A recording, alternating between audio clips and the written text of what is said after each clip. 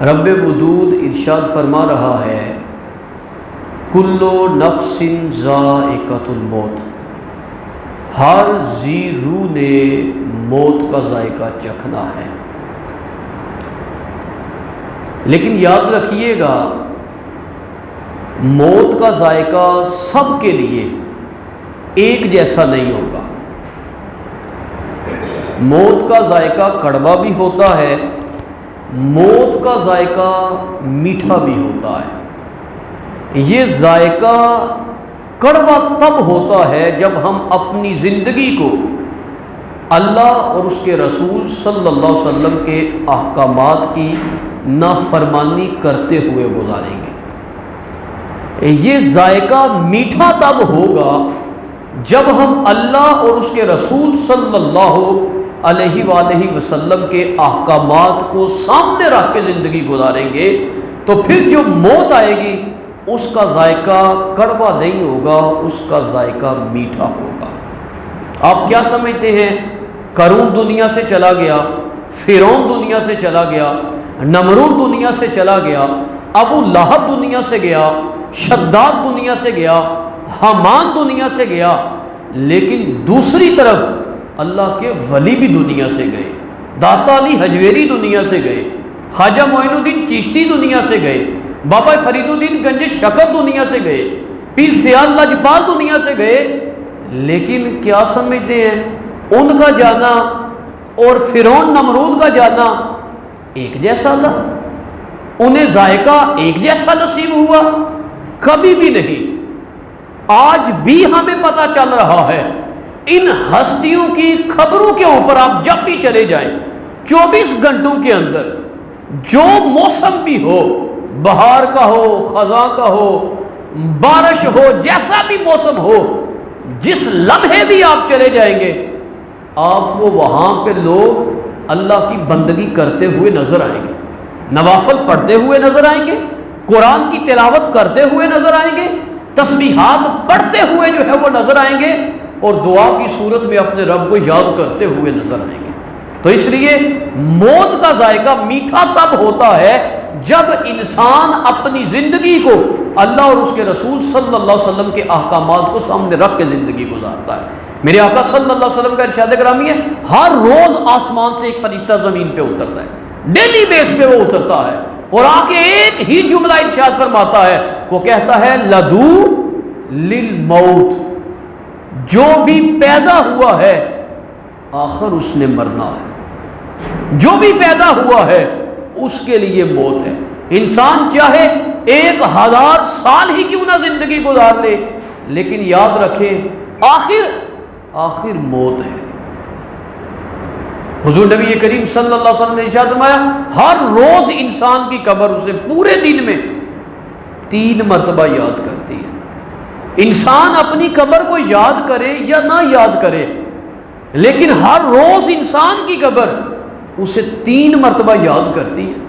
حضرت خواجہ حسن بصری رضی اللہ تعالیٰ عنہ ایک بہت بڑا نام ہے، کہتے ہیں آپ ایک جنازے میں شامل ہوئے۔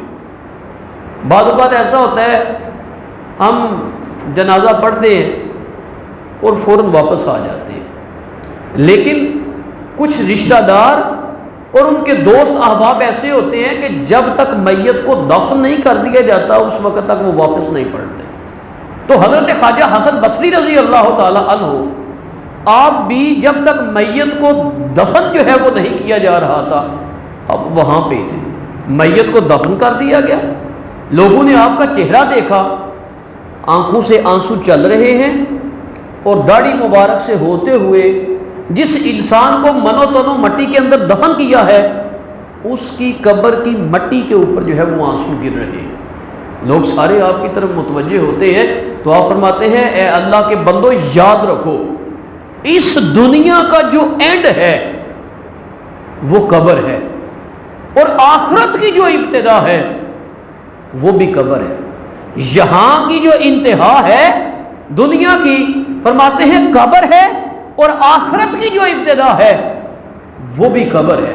اور یہی حضرت خواجہ حسن بصری رضی اللہ تعالیٰ عنہ ایک روز حضرت مائی رابعہ بصریہ کے پاس جاتے ہیں، اور جا کے آپ فرماتے ہیں رابعہ بصری میرا دل ہے آپ میرے سے نکاح کر لیں۔ تو حضرت مائی رابعہ بصریہ رضی اللہ تعالی عنہا آپ فرماتی ہیں حسن بصری میرے چند سوال ہیں، ان کا جواب مجھے دے دیں، اگر آپ جواب تسلی بخش دے دیتے ہیں تو پھر میں آپ سے نکاح کر لوں۔ کہا جی کرو۔ کہا میرا پہلا سوال آپ سے یہ ہے، مجھے بتائیں میں جنتی ہوں کہ دوزخی ہوں؟ میرا دوسرا سوال آپ سے یہ ہے، مجھے بتائیں اعمال کا وزن ہونا ہے، اللہ اعلان فرما رہا ہے والوزن یومئذ الحق، کہ اعمال کا جو وزن ہے یہ حق ہے، ترازو لگنا ہی لگنا ہے۔ مجھے بتائیں وہ جب ترازو لگے گا میرا نیکیوں والا پلڑا وزنی ہوگا یا میرا برائیوں والا پلڑا وزنی ہوگا؟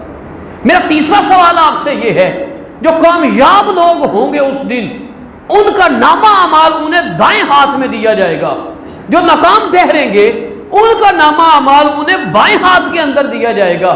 مجھے بتائیں میرا نامہ اعمال مجھے دائیں ہاتھ میں ملے گا یا بائیں ہاتھ میں ملے گا؟ اور میرا آخری سوال آپ سے یہ ہے، پل صراط جو بال سے زیادہ باریک ہے اور تلوار سے زیادہ تیز ہے، حسن بصری مجھے بتائیں کیا میں اس سے گزر پاؤں گی؟ یہ 4 سوال مائی رابعہ بصریہ فرماتی ہے۔ کہتی ہے میرا پہلا سوال یہ ہے میں جنتی ہوں کہ دوزخی ہوں؟ میرا نامہ اعمال مجھے دائیں ہاتھ میں ملے گا یا بائیں ہاتھ میں؟ میرا نیکیوں والا پلڑا وزنی ہوگا یا برائیوں والا؟ اور کیا میں پل صراط سے گزر پاؤں گی؟ یہ 4 سوال آپ نے کیے تو حضرت خواجہ حسن بصری خاموش ہے۔ جب خاموشی دیکھی ان کے ہونٹوں کے اوپر تو حضرت مائی رابعہ بصریہ آپ فرماتی ہیں حسن بصری جا کے اپنی قبر کی تیاری کرو، اپنی آخرت کی فکر کرو، یہ شادیاں بعد میں کریں گے، پہلے اپنی آخرت کی جو ہے وہ تیاری کرو۔ تو سامعین محترم وہ تو بڑے نیک لوگ، متقی اور پرہیزگار لوگ تھے، لیکن اس کے باوجود کس قدر جو ہے اپنی آخرت کی فکر تھی، اپنی قبر کی فکر تھی۔ اور ایک ہم بھی ہیں کہ پلے کچھ بھی نہیں ہے، لیکن اس کے باوجود گناہوں پہ گناہ جو ہے وہ چل رہے ہیں، گناہوں پہ گناہ چل رہے ہیں۔ آقا صلی اللہ علیہ وسلم کے ایک روز غلام یوں ہی تشریف فرماتے تو حضور نبی کریم صلی اللہ علیہ وسلم نے ارشاد فرمایا میرے غلاموں، ایک عورت تنور پہ روٹیاں پکا رہی تھی، اس کا بیٹا بار بار تنور کے پاس جاتا، ماں اس کو پکڑتی اور پیچھے کر دیتی۔ تو غلاموں سے حضور نے سوالیہ انداز میں پوچھا بتاؤ وہ عورت بار بار ایسا کیوں کرتی تھی؟ تو وہ غلام عرض کرتے ہیں یا رسول اللہ صلی اللہ علیہ وسلم وہ اس وجہ سے ایسا کر رہی تھی کہ میرا بیٹا کہیں آگ کے اندر نہ گر جائے۔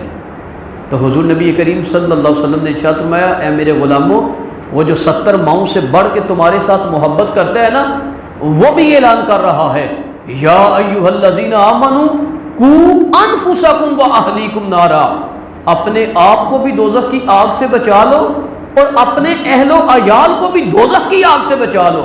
وہ مالک بھی اپنے بندوں کو جو ہے آگ سے بچنے کا حکم دے رہا ہے، لیکن بندے ہیں کہ یہ بار بار آگ کے اندر ہی گرنے کی کوشش کر رہے ہیں، یہ بار بار آگ کے اندر گرنے کی کوشش کر رہے ہیں۔ حضرت عبداللہ ابن عمر فرماتے ہیں آقا صلی اللہ علیہ وسلم نے میرے دونوں کندھوں کے اوپر ہاتھ رکھا اور ہاتھ رکھ کے حضور نے ارشاد فرمایا عبداللہ ابن عمر دنیا کے اندر یوں زندگی گزارو جیسے ایک پردیسی ہوتا ہے یا راہ چلتا مسافر ہوتا۔ اور آج ہم جب اللہ نعمتوں سے نوازتا ہے تو ہم کہتے ہیں دنیا ہے ہی ہماری، غریب کی تو یہ ہے ہی نہیں، غریب کا تو اس کے ساتھ تعلق ہی کوئی نہیں ہے۔ تو اس لیے حضور نے فرمایا دنیا کے اندر یوں زندگی گزارو جیسے راہ چلتا مسافر ہے یا کوئی پردیسی ہے۔ پردیسی نے بھی چلا جانا ہوتا ہے اور مسافر بھی آج یہاں ہے تو کل کہیں اور ہے۔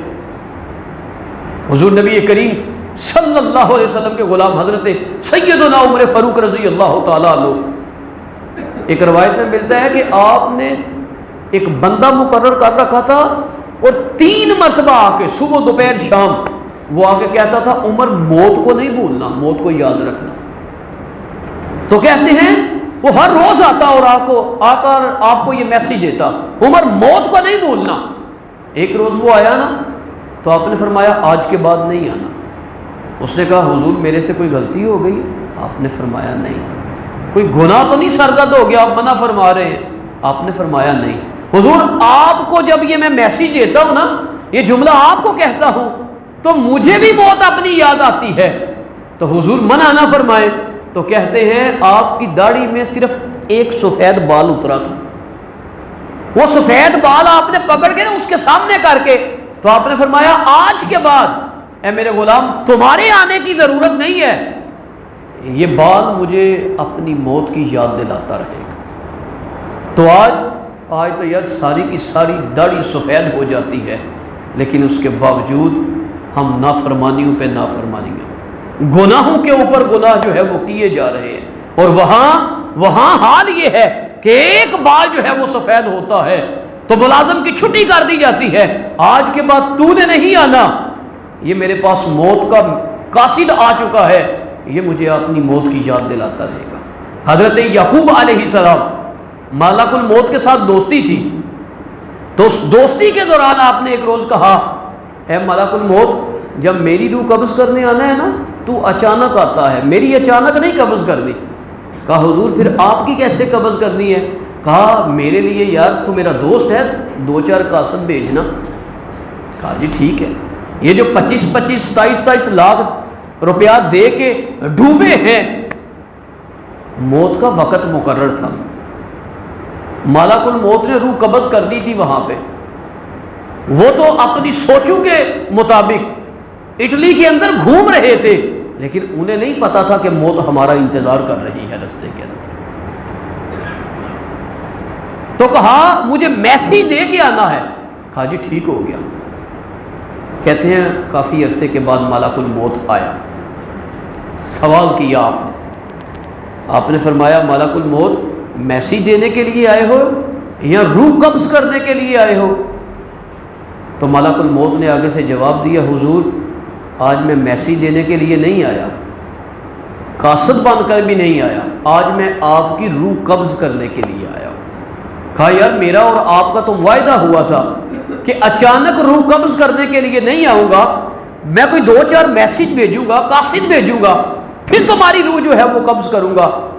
تو کہا حضور والا میں نے میسیج بھیجے تھے۔ کہا کیسے؟ کہا جب آپ کے بال سیاہ تھے نا ان میں سفیدی اتری تو وہ میرا پہلا قاصد تھا، اس وقت آپ کے پاس میرا پہلا قاصد آ چکا تھا، آپ کی کمر بالکل سیدھی تھی، اس میں خم آ گیا ہے، تھوڑا سا جھکاؤ آ گیا ہے، وہ جھک گئی ہے، حضور وہ بھی میرا قاصد تھا۔ آپ کی یہ جو پلکیں ہیں یہ سیاہ تھی، ان میں بھی سفیدی اتری ہے، حضور وہ بھی میرا قاصد تھا۔ اور آپ کتنے جنازوں کے اندر شامل ہوئے ہیں، وہ بھی میرا قاصد تھا۔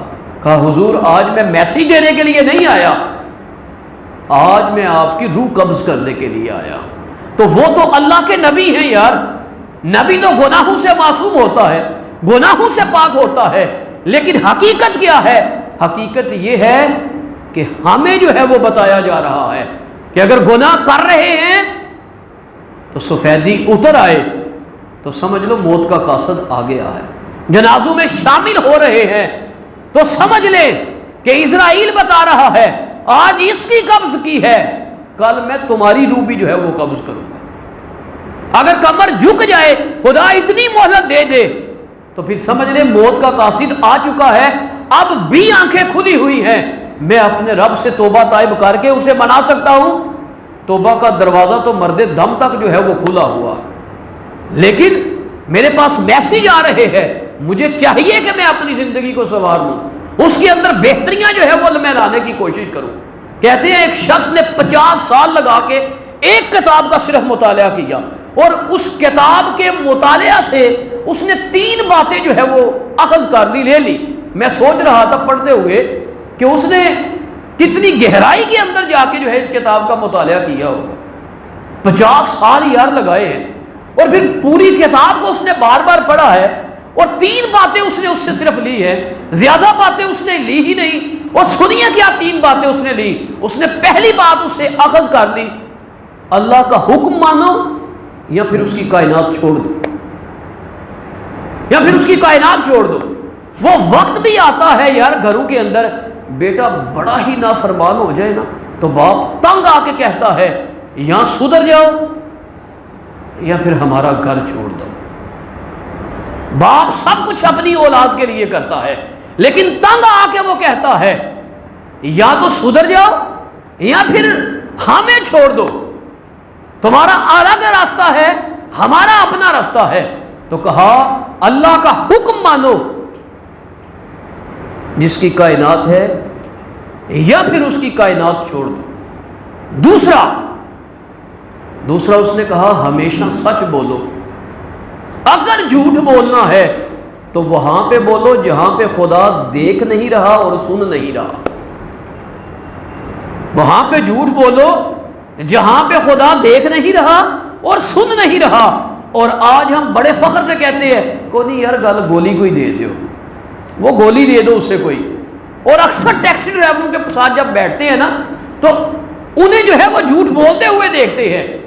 ابھی وہ کوٹلہ کی سرزمین پہ ہوتے ہیں, بمبر سے سواری اٹھانی ہو نا تو وہ کہتے ہیں جی ٹول کراس کر رہے ہیں, ٹول کراس کر رہے ہیں, یہ نہیں بس آپ کے دروازے کے پاس پہنچ جائیں, آپ باہر نکلیں جی بس ہم آ گئے آپ کے پاس. تو کہا ہمیشہ سچ بولو, جھوٹ بولنا ہے تو وہاں پہ بولو جہاں پہ خدا دیکھ نہیں رہا اور سن نہیں رہا, کیونکہ وہ اعلان کر رہا ہے لعنت اللہ علی الکاذبین, کہ اللہ کی لعنت ہو جھوٹوں کے اوپر.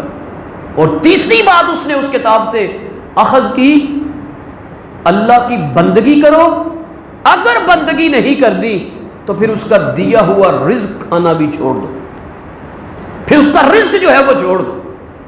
اور آج کتنی نعمتیں یار ہمارے پاس موجود ہیں. میں کہتا ہوں وہ جو پہلے بادشاہ گزرے ہیں نا, ہم کھرب ہاتھ درجہ ان سے بہتر ہیں یار. اے سی کی ہوائیں انہیں نصیب نہیں ہوئی, یہ جو جہازوں کی پروازیں ہیں ان کے اندر بیٹھنا انہیں نصیب نہیں ہوا. ایک پنکھا ایک نوکر ان کے پاس کھڑا ہو کے انہیں گرمی کے موسم میں ہوا دیتا رہتا تھا. مجھے نہیں پتا اس پنکھے کے ساتھ اس کا پسینہ خشک ہوتا تھا یا نہیں ہوتا تھا, لیکن جتنا بھی آپ کو پسینہ آیا ہو, آپ اے سی لگا کے بیٹھتے ہیں تو آپ کا سارا پسینہ خشک ہو جاتا ہے, اور پھر آپ اس کو تھوڑا سا آہستہ بھی کر دیتے ہیں. آپ کا جتنے بھی گھنٹوں کا سفر ہے, آپ کے پاس وسائل ہیں تو آپ اس کو منٹوں میں جو ہے وہ محدود کر سکتے ہیں. لیکن وہ بڑا بادشاہ تھا, جتنا بھی بڑا بادشاہ ہے, آج آ کے اس نے سواری جو ہے وہ گھوڑے کی پشت کے اوپر ہی کر دی ہے. تو ہم بڑے خوش نصیب ہیں, لیکن اس کے باوجود اللہ کے حکموں کو جو ہے توڑتے ہوئے ہم زندگی گزار رہے ہیں. کوشش کریں یہ جو مختصر سی زندگی ہے اللہ کے حکموں کو سامنے رکھ کے گزارنے کی کوشش کریں. اور بعض اوقات تو محلوں کے اندر ایسے لوگ بھی ہوتے ہیں کہ پورا محلہ ان سے تنگ آیا ہوتا ہے, اور جب وہ دنیا سے جاتا ہے تو پھر لوگ کہتے ہیں شکر ہے یار مریا وے جان چڈی, خاص کم اور جہاں پاک. لیکن ایسے بھی بادشاہ گزرے ہیں, شمس الدین التمش جیسے, وہ بھی بادشاہ تھا. آج ہمارے بھی بادشاہ ہیں, لیکن شمس الدین التمش کی زندگی دیکھیے. خواجہ قطب الدین مختار کاکی رحمۃ اللہ تعالی علیہ, آخری وقت ہے آپ کا, یہ وہ ہستی ہے کہ 15 پارے ماں کے پیٹ میں حفظ کر کے آئے, 15 پارے ماں کے پیٹ میں یاد کر کے آئے.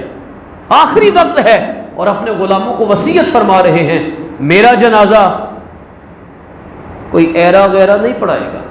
کہا حضور کون سا شخص پڑھائے گا؟ کہا وہ شخص پڑھائے گا, فرض تو ایک طرف رہے, کبھی تہجد کی نماز بھی نہ چھوٹی ہو, تہجد کی نماز بھی نہ چھوٹی ہو. میرا جنازہ وہ شخص پڑھائے گا, میرا جنازہ وہ شخص پڑھائے گا جس کی تکبیر اولا جو ہے وہ فوت نہ ہوئی ہو. جب امام صاحب کہتے ہیں اللہ اکبر, اس کو تکبیر اولا کہتے ہیں.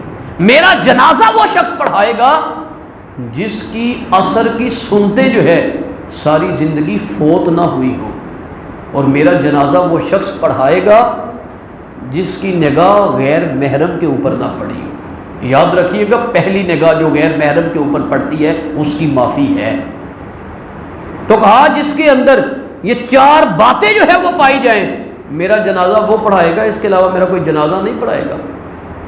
اب آپ کا جنازہ پڑا ہوا ہے، ہزاروں کا مجمع ہے، لیکن کوئی شخص وصیت سن کے آگے ہی نہیں بڑھ رہا، کہتے ہیں پھر بادشاہ آتا ہے، وہ اپنی سواری سے اترتا ہے، آپ کے پاس آتا ہے، آپ کے چہرے سے چادر ہٹا کے شمس الدین التمش ایک بات کہتے ہیں قطب الدین مختار کاکی تیرے ساتھ زندگی گزاری ہے، تیری پوری زندگی سے مجھے کوئی گلہ نہیں، لیکن آج مجھے تیرے سے گلہ ہے، اس لیے کہ کسی شخص کو پتہ نہیں تھا کہ میری کبھی تہجد کی نماز قضا نہیں ہوئی، کسی شخص کو پتہ نہیں تھا کہ میری تکبیر اولیٰ کبھی فوت نہیں ہوئی، کسی کو علم نہیں تھا کہ میری کبھی عصر کی سنتے جو ہے وہ فوت نہیں ہوئی، اور کسی کو علم نہیں تھا کہ میری نگاہ کبھی غیر محرم کے اوپر نہیں پڑی۔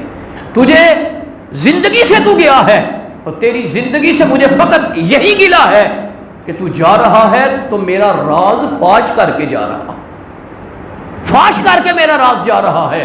آج قرآن مکمل ہوتا ہے فیس بک کی نظر، آٹے کی گتھی دی جا رہی ہے فیس بک کی نظر، کسی کے اوپر نیکی کی جا رہی ہے فیس بک کی نظر، مسجد کے اندر کچھ پیسے دیے جا رہے ہیں، اعلان کر دیں جی، لوگوں کو پتا چلے جی شاہ صاحب نے پیسے دیے جی، فلاں راجہ صاحب نے پیسے دے دیے جی، اپنے دل کو تسکین پہنچانے کے لیے۔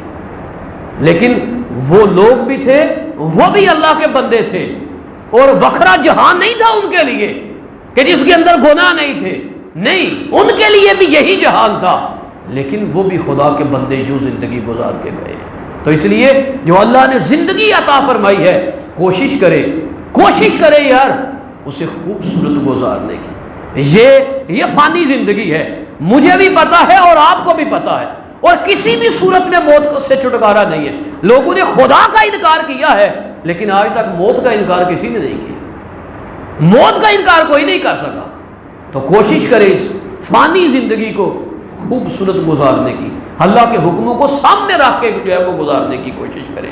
حضور نبی کریم صلی اللہ علیہ وسلم کے غلاموں کی اگر زندگی پڑھیں تو یار پتہ چلتا ہے کہ کتنا اللہ کا خوف ان کے اندر موجود تھا، اور کتنی انہیں اپنی آخرت کی اور قبر کی جو ہے وہ فکر تھی۔ حضرت سوید بن غفلہ کہتے ہیں عید والے دن میں مولا کائنات علی المرتضیٰ شیر خدا علیہ السلام کی بارگاہ میں حاضر ہوا تو میں دیکھ کے آپ کو رو پڑا۔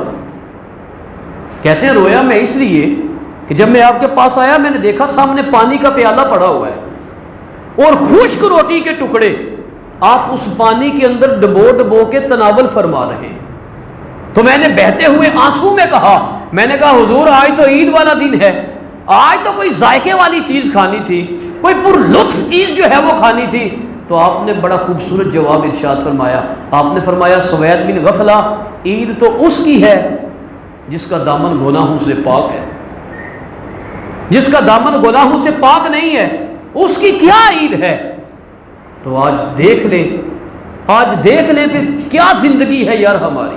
وہ حضور کی صحبتوں میں رہنے والے لوگ تھے، لیکن کتنی اپنی آخرت کی فکر تھی۔ کہتے ہیں مولا کائنات علی المرتضیٰ شیر خدا زیادہ وقت قبرستان کے اندر گزارتے، جب حضور صلی اللہ علیہ وسلم کی صحبت سے فارغ ہوتے قبرستان کے اندر وقت گزارتے۔ تو پوچھنے والے نے ایک روز سوال کر دیا، اس نے کہا حضور آپ زیادہ دیر قبرستان کے اندر گزارتے ہیں، یہ زندوں کے ساتھ وقت کیوں نہیں گزارتے؟ تو آپ نے فرمایا یہ جو زندہ لوگ ہیں نا یہ گلہ کرتے ہیں، اور قبروں والوں کے پاس اس لیے بیٹھتا ہوں یہ مجھے میری موت کی یاد دلاتے ہیں، یہ آخرت کی یاد دلاتے ہیں۔ آقا صلی اللہ علیہ وسلم نے ایک روز اپنے غلاموں سے سوال کیا زندگی اور موت کے متعلق کیا کہتے ہو؟ تو ایک غلام نے عرض کی یا رسول اللہ صلی اللہ علیہ وسلم زندگی اتنی ہی ہے، فجر کی نماز پڑھی ہے، پتہ نہیں زور کی پڑھ سکیں گے کہ نہیں پڑھ سکیں گے۔ دوسرے سے سوال کیا، وہ دوسرا عرض کرتے ہیں حضور ظہر کی پڑھی ہے، پتہ نہیں عصر کی پڑھ سکیں گے کہ نہیں پڑھ سکیں گے۔ تیسرا عرض کرتا ہے حضور عصر کی پڑھی ہے، پتہ نہیں مغرب کی پڑھ سکیں گے کہ نہیں پڑھ سکیں گے۔ ایک اور عرض کرتا ہے حضور مغرب کی پڑھی ہے، پتہ نہیں عشاء کی پڑھ سکیں گے کہ نہیں پڑھ سکیں گے۔ سارے جو جواب دے رہے تھے ہر ایک کے جواب میں وقت جو ہے وہ کم ہوتا جو ہے وہ دکھائی دے رہا تھا۔ لیکن آقا صلی اللہ علیہ وسلم نے جملہ ارشاد فرمایا، سرکار نے فرمایا میری صحبت میں رہتے ہو اور اتنی لمبی امیدیں؟ حضور نے فرمایا میں تو یہ کہتا ہوں ایک طرف سلام پھیرا ہے، زندگی اتنی ہی ہے، پتہ نہیں دوسری طرف پھیر سکتا ہوں کہ نہیں پھیر سکتا، اور ہم سب کچھ اس زندگی کو جو ہے وہ سمجھ کے بیٹھ گئے۔ تو اس لیے اس مختصر سی زندگی میں اللہ نے ہمیں بھیجا ہے مجھے مناؤ، راضی کرنے کے لیے، اپنی بندگی کے لیے۔ تو اس مختصر سی زندگی میں اپنے رب کو منانے کی کوشش کریں، اسے راضی کرنے کی کوشش کریں۔ وہ بڑا کریم ہے، وہ بڑی جلدی اپنے بندے سے راضی ہوتا ہے۔ چلیں اگر جب بندے کو پتہ ہو کہ میں نے پرسوں دنیا سے رخصت ہو جانا ہے تو چلو جی کل منا لیں گے اپنے رب کو۔ اگر پتہ ہی نہیں ہے تو پھر پوری کوشش کریں کہ ہمارا رب جو ہے کسی بھی صورت میں ہم سے روٹھنا نہیں چاہیے۔ تو میں نے آغاز کے اندر قرآن کے نغمے پڑھے تھے، کلو نفس ذائقۃ الموت، کہ ہر ذی روح نے موت کا ذائقہ چکھنا ہے۔